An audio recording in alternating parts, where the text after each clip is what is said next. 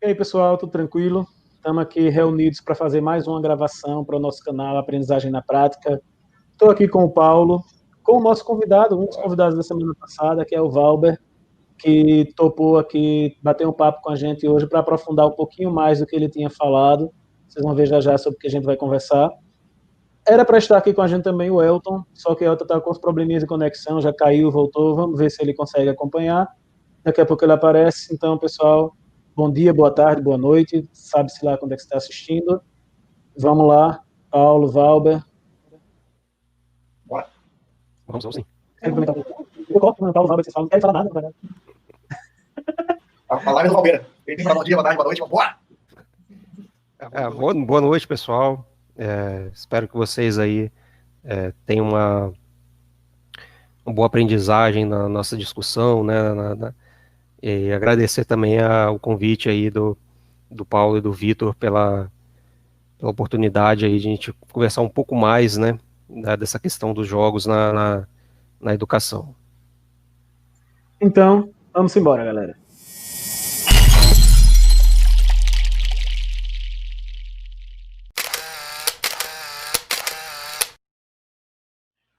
Então, pessoal, boa noite, tudo bem? O Valber, na última live você comentou sobre alguns sites, aplicativos que podem ensinar tanto o aluno quanto o professor a aprender os jogos, né? Uhum. Você poderia mostrar para a gente alguns exemplos, cara?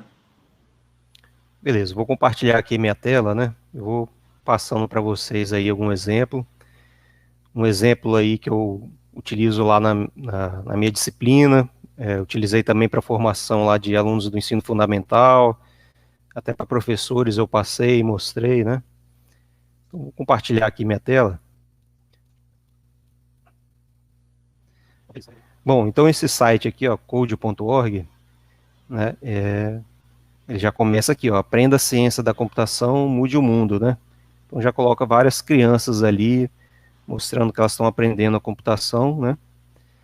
Então ela tem aqui alguns projetos que são feitos aqui no site, que foram feitos por alunos, né? Bom, e tem aqui algumas coisas legais aqui, ó, criar, né? Então ela permite, por exemplo, criação de personagens, criação de aplicativos, né? E tem um de jogos que eu uso ali, tá? E também tem alguns cursos, ó, catálogo de curso, né? Vou entrar aqui na minha conta, tá bom? Depois a gente vai aqui no catálogo de curso. Deixa eu entrar no catálogo de curso, ver se ele vai. Aí eu já vou fazer minha primeira pergunta. Uhum. Isso é gratuito para professor? É pago? Como é que funciona? Isso, 100% gratuito. Os professores que usam aí o Google Classroom, né? Está sendo muito utilizado, ele tem uma integração. Quando você cria um curso, você consegue baixar quais são os seus alunos do Google Classroom. Então, é bem aberto, né? É tipo como se fosse uma ONG mesmo, patrocinada por várias empresas de computação, né? Legal. Então, ela tem aqui alguns cursos. Ó, esse daqui, o curso expresso, é que eu uso com alunos do ensino médio. Ele faz até uma recomendação de idade aqui, ó, de 9 a 18 anos de idade. É uma introdução à ciência da computação. Mas também tem separado aqui, embaixo, se você quiser, de menor idade, ó, de 4 a 7 anos, né? Depois tem de 5 a 8 anos. Então ele separa também, ó, de 6 a 10, de 7 a 11, de 8 a 12, né? Depois até 13 anos ali. Então todo o ensino fundamental, né? Então também separados por idades, e eles oferecem ali outros meio que separados aí pela questão escolar. Então eu já vou no ensino médio, né? Que é esse daqui, ó, curso expresso aqui. Bom.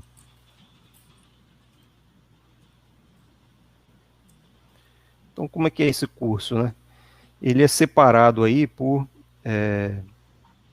tipo como se fosse fases aqui, né? Tem uma introdução, né? Tipo temas aqui, repetições, laços, né? Então ele vai separando por temas, e à medida que você vai fazendo, isso aqui vai ficando verde, Então é como se fosse uma gamificação, né? Ainda bem simples, né? Mas pelo menos tem essa questão do avanço aqui, separado por meio que fosse fases, né? Então vou iniciar aqui uma sessão. Eu vou entrar como professor, né? Pode entrar com a conta do Google e tal. Então ele permite alguma integração com o Google Sala de Aula, né?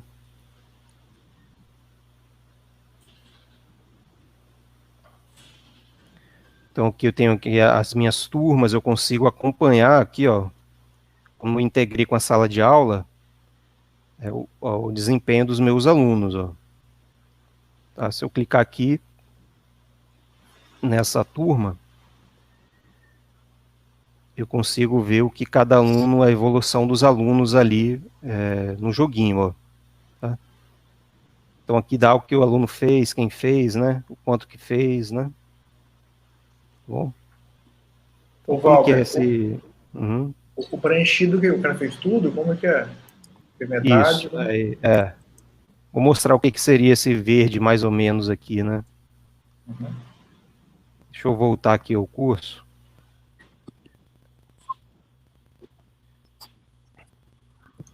Vou tentar entrar aqui agora como aluno, né? O Valber, ele também ensina coisa de robótica nesse coach.org ou não?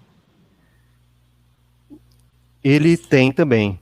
Né? Ele tem algumas aulas que ele faz alguma indicação de robótica, tá? Ele tem uns catálogos lá que fala algumas coisas de robótica, mas não tem nada específico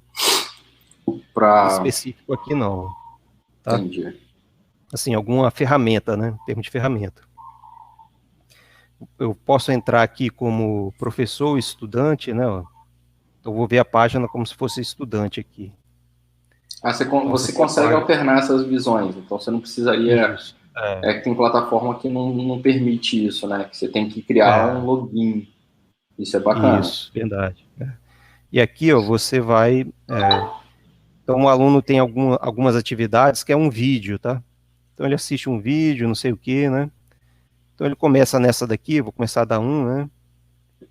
Então, aqui é como se fosse um joguinho, tá? Bacana. E aí, depois aparece um vídeo, tá bom?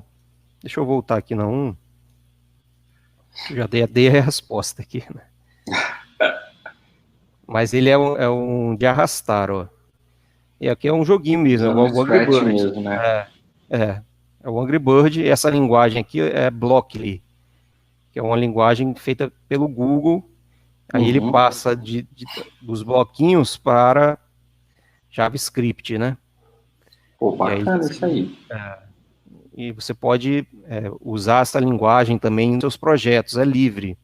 Então, vários projetos estão usando esse Blockly feito pelo Google para fazer e ficar mais fácil a programação, né? E aí, por exemplo, aqui eu teria que dar o comando pro passarinho ali do Angry Birds pegar o porco, né? Então aqui é bem fácil, avance, né? Avance. Então 2 avanços, porque tem dois quadradinhos. 2 quadradinhos, Então ele avança. Aí funciona, né? Então, parabéns. Então vou continuar aqui.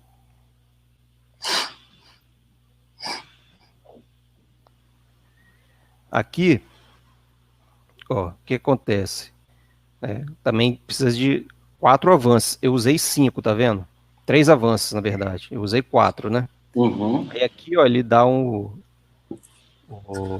falando, ó, que você usou 5 de 4 blocos. Né? Não precisaria, você só bastaria usar 3. Então ele executa.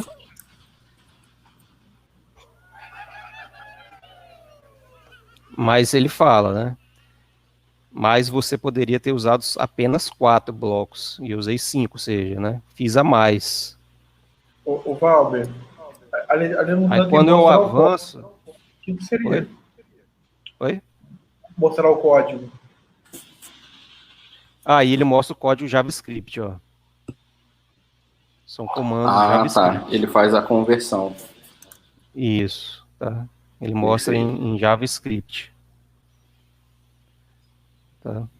E aí, nesse daqui, por exemplo, já começa a virar à esquerda, né? Ó, já usa um virar à esquerda, vai ficando mais difícil, né? Ele vai avançando e cada vez vai tendo mais comandos para fazer. Isso. Né? Cada vez mais comandos e ficando mais difícil ali algumas coisas ali, né? O bom é que isso é bem lógica, aqui, né, cara, de programação, né? Ensina a programar, na verdade, né? Muito bom. Isso. E desafios, com Angry Birds é melhor ainda. Aí, por exemplo, né, aqui já tem um repetir. Então ele vai avançando alguns comandos, né? Aqui você tem uma possibilidade de ver algum vídeo, tá em inglês, mas tem a tradução aqui depois em português, assim embaixo, né? A legenda. Então esse já é, por exemplo, já um pouco mais difícil, né? Qual esse jogo? É um Zombies? Como que é o... É um jogo famoso aí. Zumbis. Plants vs Zombies. Plants vs Zombies. Cara, esse jogo era muito bom. É muito bom, cara. Então eles usam esses personagens conhecidos, mas agora em função de jogo, né? Sim. É como se fossem joguinhos aqui, né? E aí tem várias lições. Essa daqui tem... chega até a lição 20, né? Bom. E é só joguinho mesmo, é o joguinho de desafios, né? Você tem que ir programando, mas então tem algum vídeo falando, né? Então, esse daqui ele já usa o repetir, e aqui tem que dar o comando de remover, né? Então, isso aqui lembra meio que robótica também, né, Elton? Sim, né? Sim. A gente tem alguns, um Lightbot, não sei se você já viu,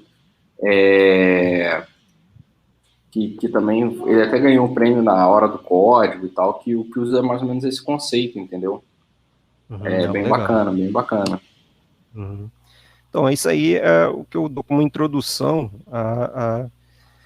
à programação básica, então é como se fosse um jogo, né? Só que, então, para o ensino médio, eu faço todas as lições aqui, né? Para o ensino fundamental, a gente pode pegar só as lições correspondentes à idade, né? Mais básico mesmo. Uhum. Então, ele vai aprendendo lógica ali de programação para as idades fundamentais, né? No ensino médio, e até também para professores. Eu acho que os professores vão entendendo também o que é programação, né? Tal. E aí depois eu passo aí, se for para ensino médio, aí eu recomendo dois, que é muito conhecido, né? Que é o Scratch, né? Scratch do MIT, né? .meet.edu. E aqui ele permite você, então, programar mesmo aí, né? Fazer joguinhos, então você pode programar um joguinho de um jeito fácil aí. Deixa eu entrar Valber, aqui. Eu vou fazer a mesma pergunta que eu fiz da outra vez. Custo? Também gratuito. Também gratuito, né? Nenhum. Tranquilo. Você sabe que isso hoje é muito importante, né? Porque, sim, falando sério mesmo, é tanta ferramenta que a gente acaba buscando essas soluções gratuitas porque a gente tenta fazer a aula de forma diferente e adicionando mais ferramentas. Se a gente for pagar a versão Pro de todas elas, realmente no final das contas acaba ficando um pouco pesado. Por isso que eu pergunto. Ô Valber, depois do Scratch, você também... Você chegou a usar o app Inventor também? Isso, aí o Emmet também tem um app Inventor, né, que você pode, em vez de jogo, fazer um aplicativo. Tá? Aqui no code.org, né, deixa eu sair aqui, voltar aqui para... Ele também, você permite criar jogo aqui também, tá? Ele tem também um laboratório de jogo, que é também nessa linguagem de blocos, e o laboratório de aplicativos. Esse laboratório de aplicativos, você também faz um aplicativo também. Tá? Então, eu também passo isso daqui para o ensino médio, para eles criarem um aplicativo. Aqui, ó, tá vendo? Aqui o problema é que os comandos estão em inglês. Entendi. Tá? Mas você também faz um design aqui. Aqui desse aplicativo você pode ir fazendo, pode colocar um botão, uma caixa de entrada, você desenha também mais ou menos o seu aplicativo, e depois programa, né? O Valber. Depois ele tem os comandos de programação. Aplicativo funcional. Sim, aí no final, ó, você dá um compartilhar aqui, tá? Aí ele gera um link. Deixa eu abrir esse link para te mostrar.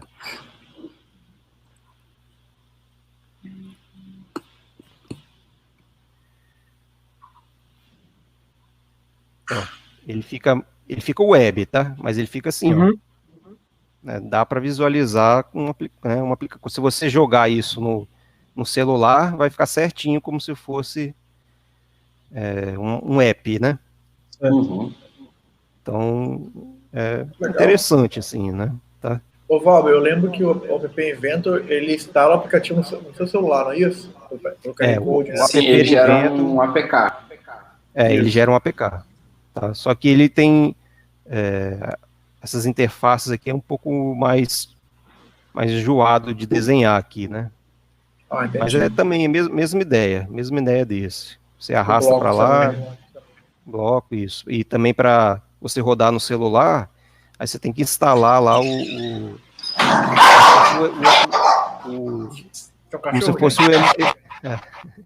como se fosse o emulador do. Isso, é uma pudo latino.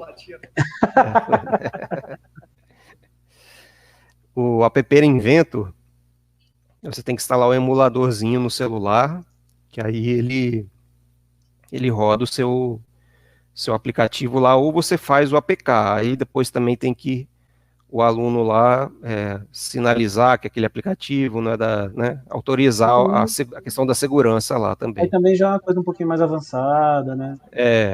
Mas também funciona, né? Tem um outro site também de aplicativo, que não é jogo, né? É Codular também, é nessa linguagem de blocos. Esse o aplicativo fica bem profissional. E aí você faz também por linguagem de blocos um aplicativo, também muito bom. Também trabalho com os alunos do ensino médio. Ensino médio, às vezes, eles também acham que ver joguinho, né, talvez muito infantil e tal, né? Então, às vezes, pedir para ele fazer um aplicativo pode ser interessante, né? E, então, o Scratch aqui, ó, é essa linguagem de blocos, tá vendo? Pode mudar a língua aqui, deixa eu mudar para...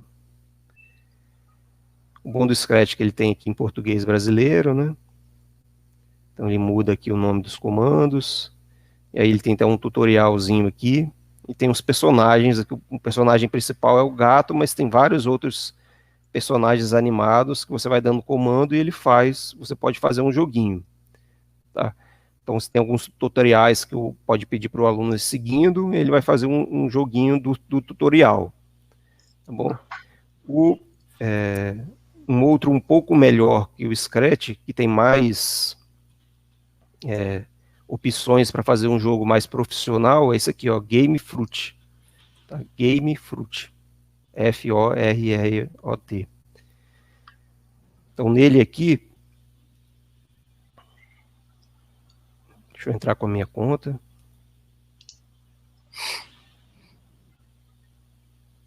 Ele também é gratuito, ele tem alguns exemplos de joguinhos, né? E aí você pegar esse exemplo que eu fiz aqui.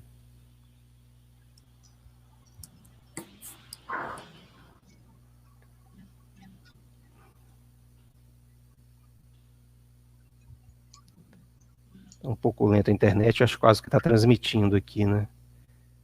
Um exemplo que eu fiz com o ensino médio, só para eles terem um primeiro exemplo. Então, aquele joguinho da nave, que o asteroide vai caindo, ele vai matando aqui. Então, tem alguns códigos. Aí você...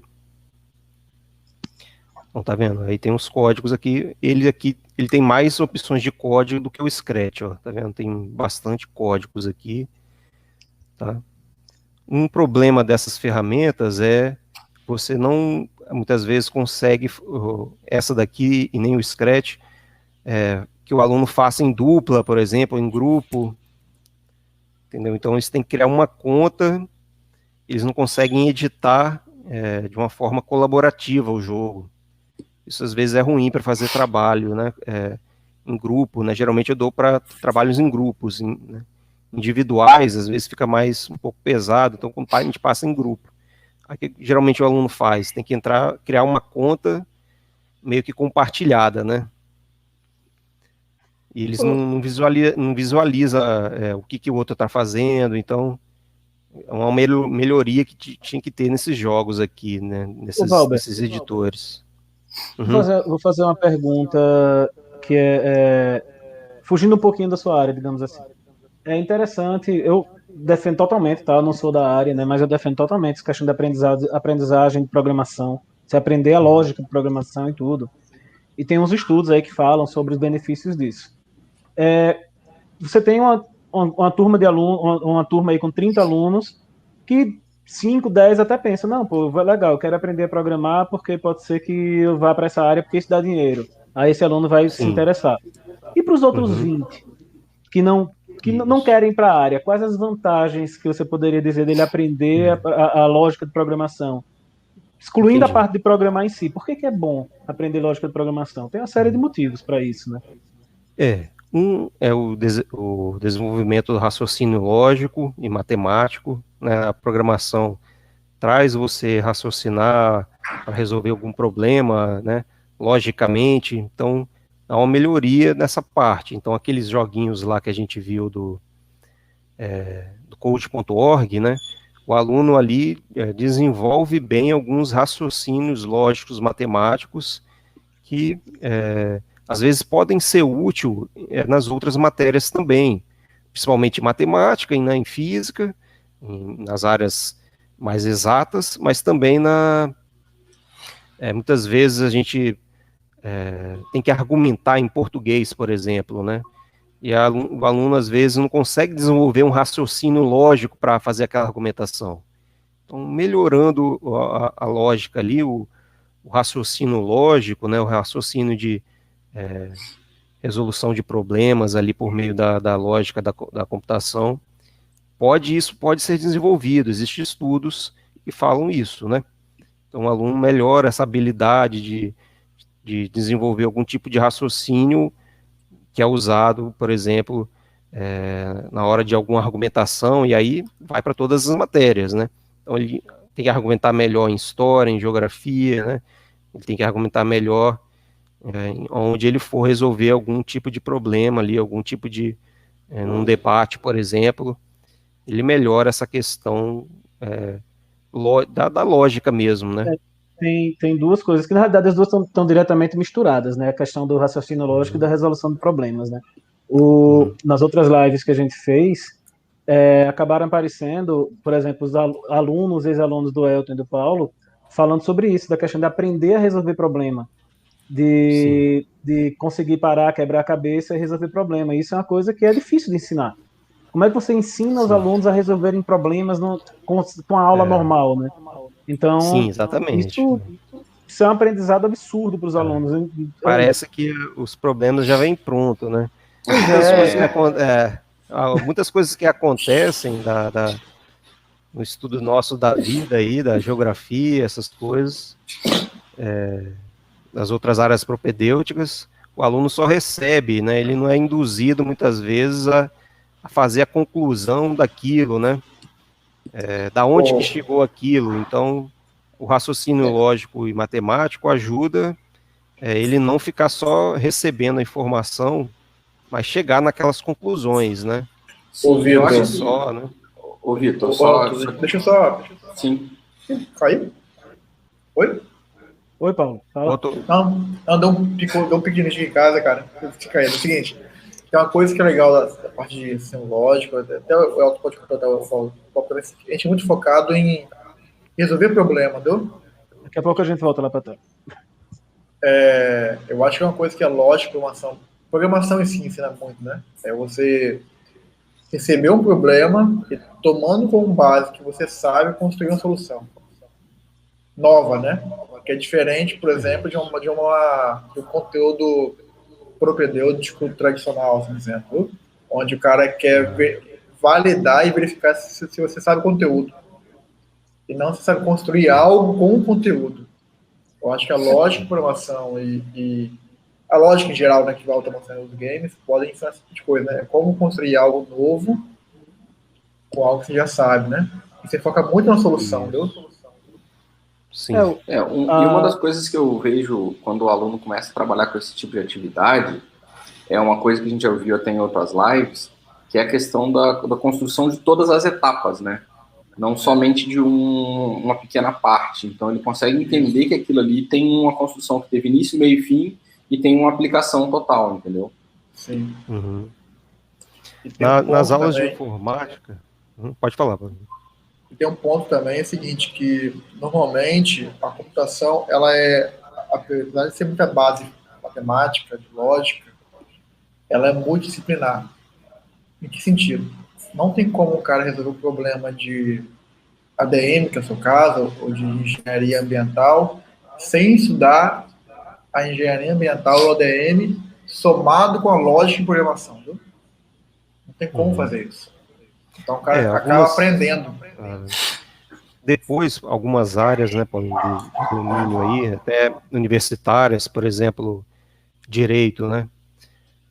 Então sempre quer muito a lógica, o raciocínio lógico para a defesa ali da tese, do problema, para a argumentação, né, do direito. Então, essa habilidade já poderia ter sido trabalhada nos ensinos fundamentais, né? O raciocínio lógico para fazer alguma dedução, né? Então, depois tem lá a lógica, né? Nas questões de concurso lá, sempre tem aquela lógica, né? Lógica dedutiva ali. Eu estava pensando exatamente isso, né? Que os concursos, quando muita gente passou a fechar as 100 questões, acertar tudo, eles queriam dificultar. Uma forma que eles fizeram foi colocar lógica. Colocar o raciocínio lógico para a prova, né? Sim. Mas a lógica é usada, eu acho, assim, nessas áreas mesmo da direito, né? As áreas até as áreas que não tem talvez tanta ligação, como biologia, né? Explicar algum fenômeno. Muitas vezes é uma dedução, né? Até quando a gente vai fazer depois lá uma tese, uma dissertação, a gente vê que a gente percorre um raciocínio lógico ali para fazer aquelas defesas, né? Isso é muito pouco trabalhado. Eu fiz a pergunta para poder chamar a atenção para isso, né? Que muita gente que de fora, não, mas aprender programação para quê? Eu não quero trabalhar com programação, eu quero ser médico. Quero trabalhar, né? Eu quero ser advogado. E não é por aí. Teve uma conversa, eu, Elton e Paulo, das milhares de conversas que a gente tem, que a gente estava comentando do brasileiro morando fora do Brasil, na Europa, o profissional brasileiro, que é um profissional que é absurdamente valorizado, quando ele é um bom profissional, logicamente, né, não é qualquer um, mas que é um profissional que é absurdamente valorizado pela capacidade que a gente tem de lidar com o adverso, de resolver problemas, de criar soluções. Né? Então, são coisas que isso é valorizado no mundo todo e que não é simples de se ensinar. Como é que se ensina a resolução de problema? Como é que até lógica. Como é que se ensina lógica? Não, vou estudar raciocínio lógico para concurso, vou estudar teoria de conjuntos. Olha, teoria de conjuntos não é raciocínio lógico. Né? Tem uma coisa envolvida por trás disso tudo. Né? Então, quando você pega aí teus alunos do ensino médio, sugere uso para o fundamental e tudo, dizendo, isso aqui o cara consegue aprender lógica de programação, pode ter gente que vai dizer, mas eu não quero ensinar os alunos a programar, eu quero que meu filho programe. Tem tem até uma fala pejorativa, né? Vai ser o menino da TI. Não quero que meu filho seja o menino da TI. E não é isso. Primeiro, que ele pode ser, né? Sem problema nenhum, que a gente sabe que hoje é uma profissão absurdamente valorizada. E segundo, que o fato de aprender a programar não significa que ele vai caminhar nessa área necessariamente e que só vai ser proveitoso. Não, cara.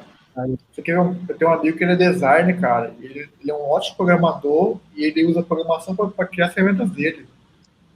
Então, assim, é ferramenta, entendeu? Então, não pode ser um ADM, hoje precisa programar, não tem problema. Hoje a gente sabe, assim, quem está mais dentro da área, e fui a falar isso não só na área de programação, mas também na questão da educação, que a lógica, a questão de programação é o novo inglês, né? Se no passado, aí, década de 90, você saber inglês era o diferencial, hoje você ter o conhecimento de programação é o diferencial, né? Então, isso é uma coisa bem bacana também da gente tá falando, tá trazendo, né? Isso é importante, que hoje, por exemplo, a questão de línguas, né? O inglês, ele é obrigatório, praticamente. Você não tá no mercado hoje de trabalho, exige que vocês falem inglês, ou pelo menos tenham conhecimento básico de leitura e alguma coisa de escrita, apesar de todas as ferramentas de tradução até quase em tempo real. Mas a programação, não. A programação já está sendo do novo... É chamado já do novo inglês, né? Então, isso é uma coisa bem bacana que tá sendo exigido já para o mercado e a gente está começando a ver isso daí. Isso é bem legal. Sim. Sim. E aí, também, que a gente pode adotar, né? Os alunos que não têm tanta habilidade, isso existe mesmo, né? O aluno não tem habilidade, não tem a vocação, ou não se deu muito bem com essa área de programação que a gente identifica, né? Ele também, dentro da minha matéria, nessa ideia de a gente fazer alguma coisa, ou criar um jogo, ou criar um aplicativo, né? Ele pode ir para as outras áreas, por exemplo, dentro da informática, né? Então, imaginando depois que a gente propõe ele criar, né, no final, depois que ele passou nessas etapas de jogar, de aprender, aí ele então criar o seu próprio projeto, né? Aí alguns alunos, então, que gostaram dessa habilidade, dessa questão de programação, continuam, serão os programadores. Os outros, aí a gente desenvolve outras habilidades que tem aí na cultura digital, do mundo digital, né, que é, por exemplo, o aluno, então, criar a página do jogo, né, então é uma coisa que poderia ser trabalhada no projeto, né, do jogo. Fazer toda a documentação do jogo, então ele vai aprender as ferramentas de edição, de documentação, de fazer a planilha, né, fazer os desenhos, a parte artística do jogo, né, por exemplo, fazer uma animação, fazer um desenho, então ele vai aprender as ferramentas de fazer o desenho. Então a gente separa dentro do projeto ali, para onde ele quer ou gostaria de ir, dentro dessa área da informática, né, da computação. Então essa estratégia que eu tenho adotado tem dado certo, que eles estão conseguindo fazer o projeto. Então não precisa todo mundo ali, eu acho, que programar ou seguir essa linha, né, depois que ele passa essa fase inicial de entendimento, de melhoria da lógica, né, eles podem depois desenvolver outras habilidades da informática, da computação, que é necessário em todas as áreas, né. Então, ele não foi o programador ali, mas ele, em determinado momento da vida acadêmica dele, vai ter que estudar no computador, vai ter que trabalhar usando o computador, né, a nossa realidade hoje. E uma das coisas que hoje em dia transcende a questão de simplesmente programação, né, você tem a parte de criação de trilha sonora, como você falou, você tem a parte de criação de cenário, você tem a própria criação de personagem, você tem uma área muito grande de efeitos físicos que estão envolvidos por trás dos jogos, então você tem uma série de coisas que tem que ser levada em consideração, e aí tem, digamos assim, uma consultoria de especialistas da área, né? Então, hoje, essa área, ela é totalmente multidisciplinar, mas muita gente só vê a questão da programação, mas não entende, poxa, você criou um jogo, você gostou daquela música, teve alguém que estava ali, que pensou naquela trilha sonora, que executou, então você tem todo um grupo de conhecimentos e saberes que são necessários e que transcendem simplesmente programação. O jogo não é só programação, ele tem muito mais coisas que estão envolvidas. Sim. E aí a gente então trabalha também, depois de usar a gamificação, o game, né, para aprender, uma parte da disciplina, a gente explora o projeto, né, como se fosse um projeto, desenvolve habilidades de projeto, né, trabalho em equipe, né, organização, planejamento, a idealização, tá? Um grande problema que eu encontrava era que os alunos faziam ou joguinhos muito bobos, tá?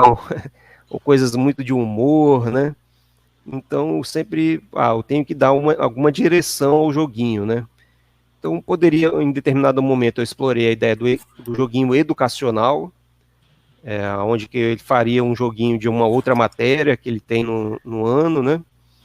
Ou, agora eu estou trabalhando, talvez, uma ideia de de um joguinho assistivo, né? Pode ser um jogo normal, mas transformado aí de uma forma assistiva. Então, estou nessas duas frentes ali.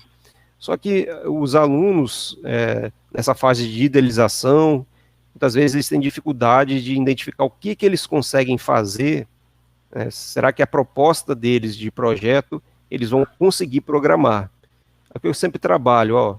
Então, pesquise algo já existente, né? Então, faça também uma pesquisa daquilo que já existe, e uma ideia é tentar reproduzir, melhorar, né? Eu sempre trabalhei com a ideia de a gente achar esse nome de joguinhos educacionais, tem o nome de objetos de aprendizagem, muitas vezes, né? Ou recurso educacional, tem um outro nome além de game educacional. Mas algumas universidades disponibilizam joguinhos já feitos por outros, né? Tinha no Ministério da Educação até um repositório de objetos de aprendizagem, mas isso muitas vezes não vai sendo atualizado, né? Então eu achei esse daqui da USP, ó, é o LabVist, né? Ele é conhecido. Ele tem um aqui das áreas de jogos educacional de física e de química, por exemplo. Na internet você vai sempre pesquisando. O que acontece muitas vezes é que está meio desatualizado, né? O jogo está numa tecnologia antiga, mas te serve como exemplo, né? Então, por exemplo, vou clicar aqui nesse de física, né? Então ele abre ali a possibilidade de você ver joguinhos, simulações, né? Tá bom? Então eu acessei aqui um que tem um pouco maior, lista completa, né? Então tem várias separados por tópicos, né? Geralmente esses sites assim separam por tópicos, por competências, né? E tem alguns exemplos. O ideal é você pega esse bom exemplo e tenta o aluno refazer esse joguinho, uma primeira ideia, melhorar, né? Que aí o aluno não, ele sabe exatamente o que ele vai ter que fazer, né? Ele não fica perdendo assim, ou propondo algo muito difícil de programar, ou algo que ele não sabe se o aluno que vai programar vai conseguir fazer, né? Então, esses objetos já prontos dão uma ideia melhor para o aluno, para ele ter uma ideia de projeto de jogo educacional que eles conseguem fazer ou desenvolver. Por exemplo, aqui, eu vou abrir um desse, ó. Tem um que é muito utilizado, geralmente, joguinhos de pergunta e resposta, onde você tem ali, ó, estão vendo esse daqui? Do astronauta, né? Estão conseguindo visualizar? Eu sim. Então, Sim. por exemplo, ele tem umas historinhas, então o aluno também depois acaba estudando a aula propedêutica, porque ele vai ter que separar algum material para apresentar no jogo, né?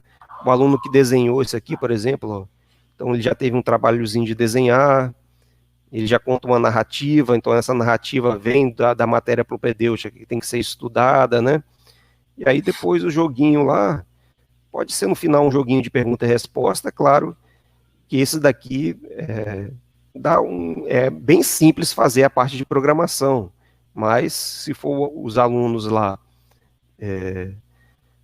conseguirem só esse nível de programação, tudo bem, né? Já foi um estudo interdisciplinar ali, né? Então aqui é só um joguinho de pergunta e resposta lá, e aí eu tenho o trabalho de ver se a resposta é certa ou errada, né? Isso aí, certo. Então, tem um trabalho de separação aqui de materiais, estudos interdisciplinares, né? Aquela ideia dos alunos construírem. Também, se o aluno sentir segurança na programação e quiser fazer algo mais avançado, por exemplo, um lançador de foguete aqui, ó, né? Então, isso daqui dá para ser programado naqueles joguinhos lá de blocos, tá? Uhum. Então, o aluno tem que entender todas essas coisas aqui para ele poder fazer essa trajetória aqui que fez o foguete, né? Então, também é um estudo interdisciplinar entre fazer um joguinho e fazer um estudo de uma matéria propedêutica aí, né? Muitas vezes o difícil é a questão do tempo ali, dos professores se organizarem para fazer um projeto em comum, né? Tem toda uma questão aí de reservar uma carga horária, uma coisa extra ali, para eles poderem desenvolver isso com os alunos, né? e se predispor aí a mudar a sua dinâmica para reservar uma carga horária onde os alunos vão ter que fazer algo semelhante a isso, né? Mas eu gosto dessa ideia porque aqui o aluno já dá o exemplo, o que eu tenho que fazer. Então aqui já está bem claro, olha, você vai ter que refazer isso daqui, né? Ou tentar melhorar, né? Então há um duplo estudo aí, mas requer uma organização dos professores também de forma interdisciplinar para fazer isso na aula, né? Isso é um grande desafio que eu vejo das escolas, porque muitas vezes a gente não trabalha junto, né? Os professores, cada um é isolado, então as questões aí de interdisciplinaridade fica entre as matérias, mas não tem uma carga horária para desenvolvimento de projetos em conjunto. Então, toda uma questão de organização escolar. Tá? Lá no IFES é bem difícil fazer essa organização, porque os alunos têm uma grande carga horária de aula, né? E uma grande carga horária de muitas disciplinas. Então, muitas vezes não sobra o espaço para a gente tentar fazer isso de forma interdisciplinar, a não ser num contraturno, como se fosse algo extra, né? Uma iniciação científica, mas aí o aluno também, diante daquele monte de disciplinas, fica um pouco desestimulado, ou meio que sem tempo, ou se dedica mais a fazer aqueles estudos normais para passar na prova do que para se dedicar a fazer esses projetinhos, né? Sim. Toda essa parte de organização escolar, que eu acho a dificuldade é essa que eu passo, né? Não sei a experiência de vocês aí. A gente eu vou tirar o compartilhamento de tela. Pode tirar. Vitor, vou tirar aqui o compartilhamento de tela. A gente conversa agora. Beleza? Deu para ver tudo? Pô, deu. Tá ótimo. A gente roda, faz live, faz reunião e multidisciplinar. Tem problema, né? Multidisciplinar, interdisciplinar, transdisciplinar, como queira chamar. Sempre acaba algum convidado nosso, alguém chamando atenção para isso, a necessidade de se fazer isso e a dificuldade em se fazer isso.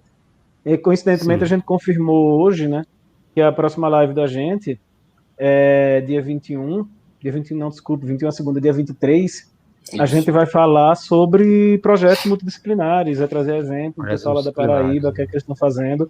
E, assim, a necessidade de se fazer está cada vez mais clara, e junto com a necessidade de se fazer, a dificuldade de se fazer também. Então, é cada vez mais claro isso, não é um negócio simples. Também vai outra coisa que a gente já comentou várias vezes, que fazer diferente dá trabalho. É isso, né? Dá trabalho. Não... Diferente, então não tem muito jeito. Mas você não foi combinado, né? Você foi mais uma pessoa que só reforçou essa necessidade. O que a gente já tem constatado. A gente já tem constatado, a gente tem conversado, não tem jeito, não é de propósito, tá? Então, para quem tá assistindo o vídeo agora, não é de propósito, a gente não tá trazendo pessoas para falar sobre isso, exceção da próxima semana, que propositadamente a gente quer trazer exemplo de multidisciplinar, mas todo professor que a gente está trazendo para cá com um projeto diferente, tentando fazer, fala da necessidade de multidisciplinar, transdisciplinar, interdisciplinar, e fala da dificuldade de fazer. Eu acho que é um movimento, Vitão, que tá... Porque, assim, antes não tinha necessidade, né? Então, agora que a galera está mostrando que precisa ter, a gente também tentando achar um caminho para isso, né? Porque tem que mudar PPC de curso, vai ter que mudar mod da aula, vai ter que mudar modo de relacionamento entre professores, né? Tem muita coisa envolvida nisso. A melhoria do aprendizado do aluno e o que a gente também já comentou sobre fazer sentido para o aluno. Algumas disciplinas, elas funcionam dentro de colégio, faculdade, instituto, elas funcionam como se fosse uma série de ilhas. Então, são ilhas que estão ali porque estão. Não existe uma conexão entre elas. Pois é, mas elas estão ali por algum sentido. Se não fizesse sentido, ela não estava. Eu acho que o Valber, ele se enquadra no grupo dos que a gente já comentou aqui. São pessoas que querem fazer melhor, que querem evoluir a educação, não querem estar lá só por estar. Sim. E como informática básica, ele poderia continuar dando aula de Word, Excel, PowerPoint e fazendo inclusão digital dos alunos, porque os alunos hoje em dia só acessam o celular Valber, que foi uma conversa que a gente, não sei se foi contigo, mas a gente conversou nós três, e os alunos, eles mexem no celular, e mesmo assim, só no que a operadora oferece. Então, WhatsApp, Facebook, Instagram, porque fora disso ele não tem nem acesso. Tá na bolha, né, cara? Então, tá na bolha ali. Pois é. Então, o Valber, ele se enquadra nessa série dos professores que a gente disse que quer fazer diferente, quer melhorar, sabe o trabalho que isso dá, trabalha muito mais do que outros para poder tentar trazer esse resultado. Então, a gente vai para a máxima de novo. Fazer diferente não é fácil. Não é. Dá trabalho e tem muita gente que desiste por isso. Tem muita gente que desiste, tem muita gente que não valoriza. Não valoriza. A Valber gosta de ficar fazendo joguinho com os alunos. Desvaloriza, né? Desvaloriza. Fala que o que não faz é sério. Pois é, mas eu acho que quem valoriza que não entende, né, cara? O cara não entende. Bom, é isso, pessoal. Estamos chegando aqui no final do nosso bate-papo. Valber mostrou para a gente muita coisa interessante aí, tem uma discussão sobre a questão da lógica por trás da programação, lógica computacional, tem umas dicas, né, para quem quer começar, acessa lá, ele começou no code.org, eu, por exemplo, que não sou da área, conheci agora essa linguagem através de blocos, fiquei bem curioso para começar a mexer nisso. Espero que vocês tenham gostado do nosso bate-papo. Muito obrigado por terem ficado aqui e assistido o nosso vídeo. Por mim, é isso. Paulo e Valber, vocês querem falar alguma coisa? Eu falaria boa noite e muito obrigado, Valber, por falar um pouco sobre a parte de programação, blocos. Achei bem interessante. Eu que agradeço aí o convite aí do canal, né? Aprendizagem na prática. De novo, sou fã aí de vocês do canal, estou sempre assistindo e gosto bastante de todos os vídeos aí. Eu acho que a gente tem que fazer isso mesmo, enquanto educador, né? Conversar, trocar ideias. Gosto dessa questão de que vocês tragam, né? Mostrem, não ficam só teorizando, vamos botar na prática, vamos incentivar aquilo que dá para ser feito realmente em sala, né? Espero ter trazido ferramentas boas aí para quem é da área da computação e para quem também é da todas as outras áreas ali que querem fazer diferente, querem fazer algo bacana ali relacionado a jogos na educação, né? Dizer que foi uma honra esse bate-papo de hoje novamente, tá? E estamos aí para qualquer dúvida aí que vocês tiverem e outras lives também, tá? Vou também participar aí e dar aquelas perguntas para poder aparecer no vídeo. Tem muita coisa boa para ser mostrada, muita coisa que a gente precisa aprender junto. Vamos lá. Sim. Fazer uma observação aqui, né? Elton caiu de novo, então não está aqui no final. Mandar um abraço para ele. E a gente vamos ver se a gente surpreende ele. Valeu, galera. Até a próxima. Valeu, galera. Obrigado. Tchau. Até mais. Tchau.